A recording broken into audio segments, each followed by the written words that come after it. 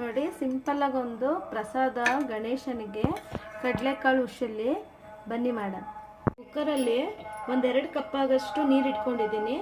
1 cup ಆಗಷ್ಟು ಕಡಲೆಕಾಳು ಹಾಕ್ಕೊಂಡು ಚೆನ್ನಾಗಿ 2 ವಿಜಿಲ್ ಮಾಡ್ಕೋಬೇಕಿದು. ನೋಡಿ ಸ್ವಲ್ಪ ಉಪ್ಪು ಹಾಕ್ಕೊಂಡು ಬೇಯಿಸ್ಕೊತೀನಿ. ಇದು ಬೆಂದಿದೆ. ಇದು ನೋಡ್ರಿ ಹಿಂಗೆ ಮಾಡಿದ್ರೆ ಚೆನ್ನಾಗಿ ಹಿಂಗೆ ಇಚ್ಕಿದ್ರೆ ಚೆನ್ನಾಗಿ ಬೆಂದಿರ್ಬೋದು. 2 ವಿಜಿಲ್ ಮಾಡಿದ್ದೀನಿ. 2 ವಿಜಿಲ್ ಮಾಡಿ ಫಿಲ್ಟ್ರ್ ಮಾಡ್ಕೊಂಡಿದ್ದೀನಿ ನೋಡಿ ಒಂದಿದ್ರಲ್ಲಿ.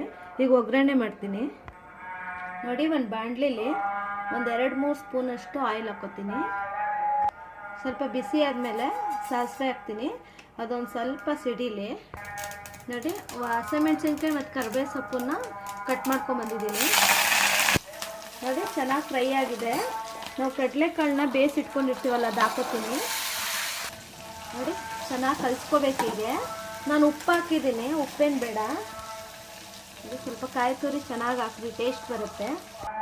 ನೋಡಿ ಮೇಲ್ಗಡೆ ಒಂದು ಸ್ವಲ್ಪ ಕೊತ್ತಂಬರಿ ಹಾಕ್ಬಿಟ್ರೆ ನೋಡಿ ರೆಡಿ ಆಗೋಯ್ತು. ಗಣೇಶನಿಗೆ ಪ್ರಸಾದ ತುಂಬ ಟೇಸ್ಟಿಯಾಗಿ ಕೂಡ ಇರುತ್ತೆ, ಕ್ವಿಕ್ಕಾಗಿ ಕೂಡ ಆಗುತ್ತೆ. ಬನ್ನಿ ಇವಾಗ ಸರ್ವ್ ಮಾಡೋಣ.